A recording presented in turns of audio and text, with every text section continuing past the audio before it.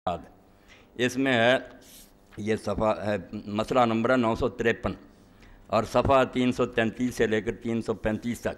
یہاں بھی امام نے ساری جو ہے نا چون چراں یہ کرتے سب لکھ دی. ان کا جواب دیا کہ جھوٹی روایتیں پیش کرتے ہو، اور پھر صاف بات کیا کہیے کہ بعض کہتے ہیں فلاں مولوی لاکن الحجت فی ھذا ہوا ما روینا من طریق مالک الفضیل ابن ابی عبداللہ عن عبداللہ بن دینار عن عروہ بن عائشہ ان رسول اللہ صلی اللہ علیہ وسلم. وہ کہتے ہیں ہم نہیں سنتے فلاں مسلمان نے یہ کیا تھا.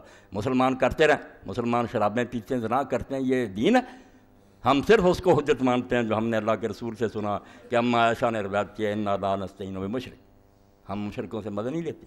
پھر وہی حدیث سنائی اس لیے فصح ان لا فی الغنائم لغیر المسلمین، انہیں کافروں کا نہ مال غنیمت میں کوئی حصہ ہے، نہ یہ جہاد میں جا سکتے ہیں، نہ ان کو دین میں کوئی دخل ہے، کوئی ان کا نہیں. اگر چپڑاسی نوکر آپ دیکھ لیں، حضرت عمر رضی اللہ عنہ کو ابو موسیٰ اشعری نے لکھا کہ ہمارے یہاں ایک بہت ہے کاتب منشی ہے، وہ حساب کتاب بہت اچھا دفتر، ہم نے تو حکومت ہی دے دی نا ساری، عیسائی بیٹھے ہوئے ہیں، ججز بیٹھے ہیں، سارے بیٹھے ہیں، دین کی بربادی. انہوں نے لکھا کہ یہ کاتب ہے، بڑا اچھا سیکٹری ہے.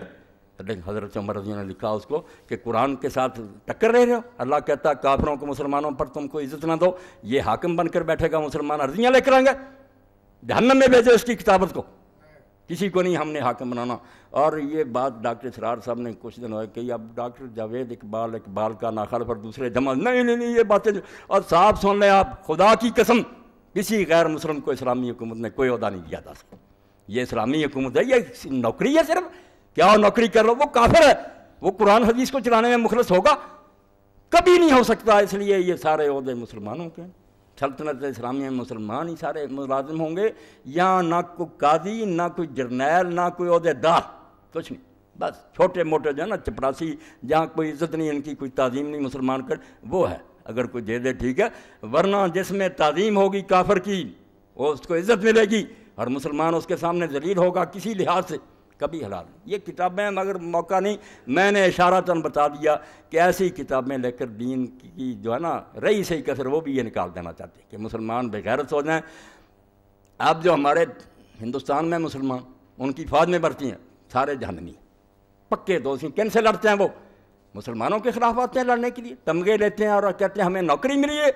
یاد رکھو اسلام نے جو فتوے دیے ہیں یہ میرے پاس ہے، لاؤ سن. کیا کریں؟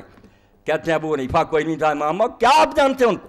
ان کی الصغیر الصغیر کبیر پڑھیں، وہ اسلامی قانون کے کتنے ماہر تھے. آج بھی یورپ میں برسیاں، 1000 سالہ برسی منائی جاتی ہے امام محمد بن حسن شیبانی کی، کہ انٹرنیشنل لا پر جو اس نے لکھا ہوا وہاں تک اب بھی نہیں لوگ پہنچے کہ حکومتوں کو آپس میں کیا کرنا چاہیے. تو وہاں ہے کہ اگر کافر کہیں کہ ہمارے ساتھ مل کر دوسرے کافروں سے لڑو، تو وہاں بھی کہا کہ کئی حالتیں. اگر تو یہ کہیں کہ ہم تمہیں قتل کر دیں گے، مسلمان ہے وہاں قیدی، اگر نہیں لڑوں گے کافروں سے کافر نہ لڑنا، ہمارا ساتھ نہیں قتل کر دیں. تو فرماتے ہیں لڑے، مگر ان کی عزت کے لیے نہیں، ان کے لیے نہیں یہ سوچ کر کہ ہم اپنی جانوں کا دفاع کر رہے ہیں، یہ قتل کر دیں گے ہمیں، چلو ان کے ساتھ مل کر ان کے کافروں کو مارنا اگر قتل کا اندیشہ. اور اگر آپ سمجھتے ہیں کہ قتل نہیں کریں گے، فرمایا کوئی لڑنے کی اجازت. آپ کیوں لڑتے ہیں کافروں کی خاطر؟ کیونکہ مسلمان کی جان اللہ کے ہاتھ میں بک چکی ہے. وہ صرف 2 غرضوں کے لیے لڑ سکتا، یا اعزاز دین کے لیے کہ دین کو غالب کرے، یا اپنے جان کے دفاع کے لیے. اس کے سوا وہ کوئی مسلمان اور کسی جگہ اپنی جان کو خطرے میں نہیں ڈال سکتا. یہ مفت میں نہیں ہے کہ دیتے پھرو. ہاں، اور یہ تو ہماری بدقسمتی سے انگریزی فوج میں شامل ہو کر لوگ گئے عراق پر، مکے مدینے پر، انہوں نے گولیاں چلائیں 5-5 روپے لے کر جنگ عظیم میں، اور خوش ہوتے تھے ہمیں تمغے ملے. اسلام سے نہ واقف ہیں. آپ ایک کافر حکومت کی مدد کے لیے کیا مسلمان ملکوں کو برباد کریں گی ظالموں؟ تو امام محمد فرماتے ہیں اگر کافر سے لڑ رہے ہیں اور کہتے ہیں ہمارا ساتھ دو، اگر یہ نوبت ہے کہ وہ کہتے ہیں نہیں ساتھ قتل کر، آپ ہیں وہاں قید، تو چلو کافروں کے خلاف اپنی جانیں بچاؤ. مگر نیت یہ نہیں ہونی چاہیے کہ ہم ان کے غلبے کے لیے لڑیں. 2 کتے لڑ رہے ہیں، ہم یار اپنی جان بچا رہے ہیں. اور اگر آپ کو کوئی اندیشہ نہیں، بالکل ساتھ نہ دیں. آپ کی جان آپ کی نہیں، اللہ کی. اور اگر یہ ہے کہ آپ سمجھتے ہیں جس کافر سے یہ لڑ رہے ہیں، میں ساری باتوں کا جواب دے رہا ہوں اصولی، تاکہ کوئی دھوکہ نہ کرے کہ کافر ایسا کہ جو لڑ رہا ہے یہ کم شرارتی ہے، وہ جو آ جائیں گے وہ حرامزادے بہت ظالم. تو پھر نجاشی والی بات، اگر آپ اس کے لیے دعائیں بھی کریں نا اللہ اس کو فلا دے، تو یہ اپنے لیے ہے، کافر کے لیے نہیں، خود اپنے لیے ہے کہ بہرحال اس کا جو ہے نظام وہ ہمارے لیے یار بہتر، فائدہ اسلام کا سوچنا، کافر کا نہیں سوچنا. اور اگر آپ کو یہ کہے، یہ بھی فتویٰ اس میں کہ کافر حکومت نے کہا کہ مسلمانوں کے خلاف لڑو، فرمایا پھر خود مر جاؤ، مسلمانوں کے خلاف نہ لڑو۔ آپ بے شک آپ کو کہنا قتل کر دو، قتل ہو جاؤ، کیونکہ اب تو ٹائی یہ پڑ گئی کہ یا اپنے بھائی کو قتل کرو، پھر کیوں کرنا، مسلمان دوسرے کو کہا بھی مر جائیں۔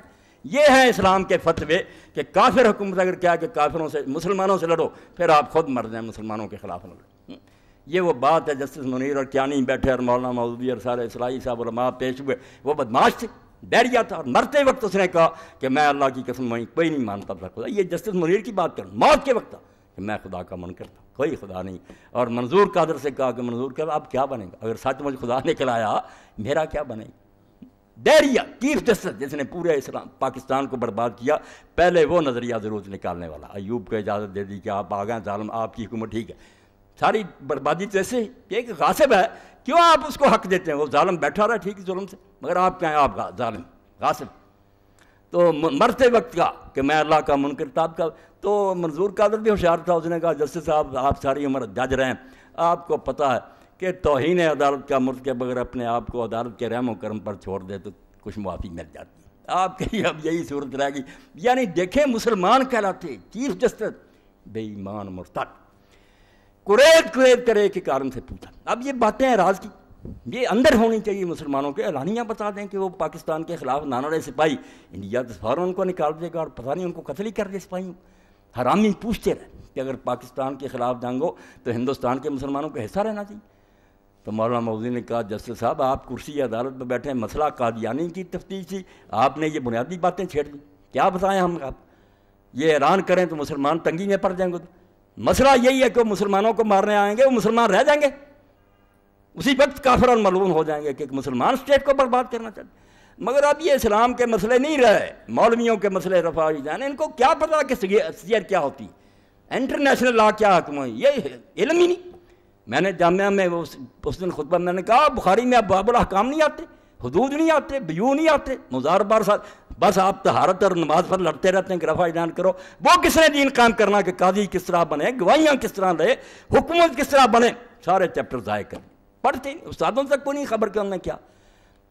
تو اس لیے اللہ کے بندو، میں نے مختصراً بیان کر دیا کہ یہ فتنے، کہیں عورت کا فتنہ، کسی کو نماز سے نہیں، کسی کو عورت کی آزادی سے نہیں، عورت کی آزادی کا بیجنگ کانفرنس کی رپورٹیں پڑھ، ساری دنیا کی عورتیں اکٹھی کی انہوں نے، جو بدماش ہیں حکومت وہاں باقاعدہ ان عورتوں نے فیصلے کیے، وہ یو این او کو بھیجے اور حکومتوں کو بھی کہا کہ ایک تو مذہب کو مٹا دو، عیسائی مذہب ہے، یہودی، کوئی اسلام ہے، پہلی سفارش عورتوں نے کی کہ ہماری راہ میں سب سے بڑی رکاوٹ مذہب ہے، ایک خدا رسول آخرت مٹا دو تاکہ لوگ آرام سے عیش و عشرت کی زندگی گزاریں۔ دوسری بات کہ نکاح کی رسم ختم کرو، کہیں نکاح نہیں ہونا چاہیے نہ رجسٹر، یہ خواہ مخواہ کا ایک تکلف ہے جو لوگ کرتے، آزاد جنسی تعلقات کی اجازت دو کہ جہاں جی چاہے مرد عورتیں اپنی خواہش پوری کریں، اور جو ہم جنسی ہے کہ مرد سے بدفعلی کرے عورت، اور اس کا جواز دو۔ یہ خواہ مخواہ کی رکاوٹیں مذہب نے ڈالی ہیں، ادھر لے جا رہے ہیں دنیا کو، اور آپ ان سے تعامل لیتے ہیں اور کہتے ہیں ٹھیک ہے ان کا ساتھ دو، وہ اتنے بیوقوف نہیں ہیں کہ آپ کے اسلام کو مضبوط کریں، ان کی نیتوں میں وہی ہے جو قرآن کہتا ہے کہ ان کے اندر چھپا ہوا کہ کسر نہیں چھوڑنی، رسول اللہ کا نام مٹا دینا۔ اور میں آپ کے سامنے کہہ رہا ہوں، کانپتا ہوں کہ ان حرامزادوں کا کیا ذکر کروں جن کے یہاں یہ عقیدہ ہے کہ مسیح نے کہا تھا کہ شیطان قید ہے، وہ چھوڑ دیا جائے گا اور 1000 سالہ اس کی سلطنت ہوگی، پھر وہ برباد ہوگا، پھر میری حکومت آئے گی، وہ شیطان محمد ہے جو چھوڑ دیا گیا تھا، اور اس نے اس کو اینٹی کرائسٹ کہتے ہیں کہ مسیح کا دشمن پیدا ہوا جس نے مسیح کی عزت کی بجائے اپنا ڈنکا بجوایا۔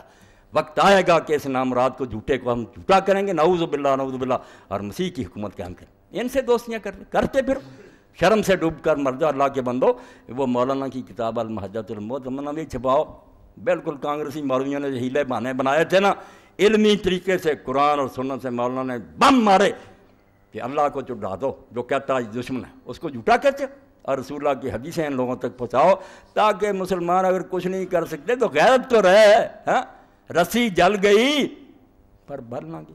اگر ہم بس بھی ہو گئے ہیں تو اتنا تو نہیں ہونا چاہیے کہ ہمیں رسول اللہ بول دیں، قرآن بول دیں اور ہم کفار کے غلام اور خادم بن جائیں۔ میں آخر میں ایک بات سناتا ہوں، مسلمان جس کے اندر رائی بھی ہے نا حب رسول کی، کبھی وہ چمک اٹھتی۔ ڈاکٹر غلام رسول سے انگریزی دور کا آغاز تھا، وہ گئے MBBS کر کے آئے، وہاں سے ایک یورپین عورت لے آئے، اس عورت کے عشق میں سب کو بھول گئے، نہ نماز نہ روزہ نہ کچھ نہیں، بے دین، مگر قرآن شریف ایک برکت کے لیے گھر میں رکھا ہوا تھا۔ اب گھر کی مرمت شروع ہوئی، یہ گئے تھے کلینک، اس عورت نے وہ قرآن مجید اٹھایا اور گندگی کے ڈھیر میں پھینک دیا، دے دیا لوگوں کو۔ جب یہ ڈاکٹر صاحب آئے، انہوں نے پوچھا کہ یہاں ایک کتاب تھی، اس عورت نے تمانچہ مارا، اس نے کہا آپ نے اس کتاب کو کیا کرنا تھا، آپ نے تو کبھی پڑھا ہی نہیں، اب مسلمان کا بچہ تھا، بڑی غیرت، تھپڑ مارا زور سے، ورنہ کبھی اس کے سامنے نہیں بولا۔ اس نے کہا حرام زادی، تیرے عشق میں سب کو برباد کر بیٹھا، صرف اللہ کی ایک کتاب نشانی پڑھی تھی وہ بھی تو نے دے دی کوڑے۔ اور رات ہی کیا ہوا پھر اللہ کے رسول علیہ السلام کی زیارت، اور صبح ہی داڑھی رکھ لی، اس کو دفع کیا اور ولی بن کر مرا پھر۔ اس لیے میرے بھائیو بچوں، یہ رسول اللہ کی محبت ضائع نہ کر دینا۔ آپ کے ساتھ اور پاس کچھ بھی نہیں نا، ذرہ عشق نبیت حق تھا، آپ ایک ذرہ ہی مانگا کریں کہ اللہ اگر مجھے سلطنت نہیں دی، خزانے نہیں دیے، رسول اللہ کے عشق کا ایک ذرہ تو مجھے دے دے، اللہ کے رسول کا دیوانہ بن کر دنیا سے جاؤں، خدا کے لیے اس کو برباد نہ کروں۔ ان لوگوں کے اپنے مفاد ہیں، آتے ہیں اپنے اغراض کے لیے ملک بیچ دیتے ہیں، سلطنتیں مسلمانوں کی انہوں نے برباد کی، اپنوں نے کی، کافروں سے مل کر اپنے دن گزارتے ہیں، بعد میں اپنا انجام بھی ان کا برا ہوتا، مگر نصیحت نہیں پکڑی۔ آپ لوگ تو خدا کے لیے اللہ کی طرف دھیان رکھیں، کتاب اللہ کا ادب کریں، اللہ کے رسول کا ادب کریں، اس کے بغیر کوئی شے نہیں۔ شراب پی رہا ہے، اختر شیرانی شاعر تھا تو اور بھی شراب، مگر پیتے پیتے کسی ظالم نے رسول اللہ کی شان میں گستاخی کر دی۔ اب وہ پی رہا تھا اختر، مگر اتنا جوش آیا اس نے برتن توڑ دیے اور اس کے تھپڑ مارے۔ اس نے کہا حرام زادے، میرے پاس اور کچھ نہیں ہے مگر اس نام کے خلاف میں کچھ نہیں سننا چاہتا، تو نے اللہ کے رسول کی شان میں گستاخی۔ تو آپ اختر شیرانی سے بھی گئے گزرے، اللہ کے رسول کی اتنی محبت بھی نہیں رہی کہ لوگ بکتے ہیں، دین کے خلاف کتابیں رکھ رہے ہیں، زنا کو حلال کرنے کے لیے مسلمان کہلانے والی لکھ رہی ہیں، زنا کے بچے لیے پھرتی ہیں، اور آپ کہتے ہیں نہیں کچھ نہیں، اور سو رہے۔ اور یہ مولوی حضرات ہمیں لڑا کر وہ مسلمان نہیں وہ مسلمان، یہ حشر تو بغداد میں ہوا تھا کہ روزانہ آج شیعوں نے حملہ کر دیا سنیوں کے محلے پر، اگلے دن سنی کر دیتے، پھر کیا ہوا؟ خود ابن القمی وزیر نے دعوت دے دی کہ ہلاک ہوا، سلطنت گئی۔ آخری خلیفہ مستعصم کپڑے میں بیٹھ کر، جو چین سے لے کر اسپین تک کا حکمران، جوتے مار مار کر پھر انہوں نے ہلاکو خان کے لوگوں نے مارا۔ مسلمانوں میں اتنی طاقت بھی نہیں تھی کہ خلیفے کو جوتیاں پڑنے سے بچا سکے۔ تو یہ حشر نہ دیکھنے کی آپ نیت رکھیں، اللہ کی طرف آ جائیں، رسول کی عزت کریں۔ یہ دن آ رہے ہیں اب ربیع الاول کے بھی، ٹھیک ہے پیدائش ہوئی ان دنوں میں، یہ اور مہینے میں یہ کوئی بحثیں نہیں، علمی بحثیں اور ہوتی ہیں، مگر حضور کا تذکرہ ہونا چاہیے مسلمانوں کے اندر، اس کو لاؤ کو ہمیں جگانا چاہیے۔ حضور کی محبت کے بغیر کچھ نہیں۔ رمز قرآن روح ایمان جانے دی، ہست حب رحمت للعالمین، نہ قرآن میں اور کچھ ہے نہ اسلام میں، حضور کی محبت ہے، یہ ہوگی تو انشاءاللہ سارا کچھ ہوگا۔ وآخر دعوانا الحمدللہ رب العالمین، صلی اللہ تعالی علی خیر خلقہ محمد وآلہ وصحبہ۔ بیٹھ جاؤ بھائی، بیٹھ جاؤ جی، اج کوئی نہ چل پیا کرو، اور بیدا مسئلے بھی کر لیں گے خطبے کے دوران بشیر سن لیا کر، پھر آپ پہ ہو جائے گا، جو مسجد میں ہونا ہو بھی ہو جانا تھا۔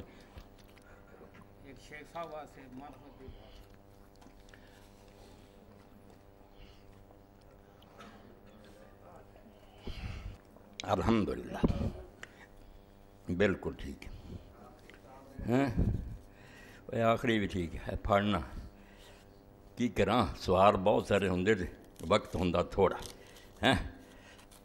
بہرحال بیان تو کچھ نہ کچھ کرنا ہی ہوں۔ الحمدللہ وسلام علی عبادہ الذین اصطفیٰ، اما بعد۔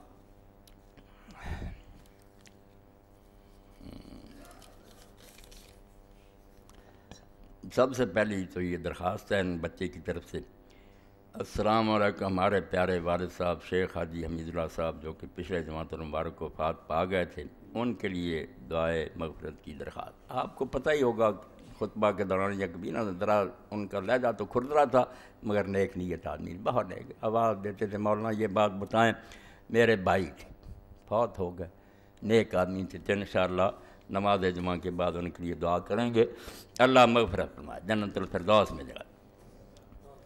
ایک اعلان اور بھی آپ سن لیں، میرے ایک ساتھی ہیں قابل اعتماد، انہوں نے مجھے بتایا کہ ایک بچی کی شادی ہے، صرف 3-4 دن رہ گئے، 5 اپریل کو، 5 اپریل میں اب زیادہ عرصہ باقی نہیں رہا، تو اس بچی کے لیے ان کے پاس کچھ نہیں ہے، جس کے لیے انہوں نے سفارش کی نا وہ اس قابل نہیں ہے کہ بچی کو اچھے طریقہ سے رخصت کر سکیں۔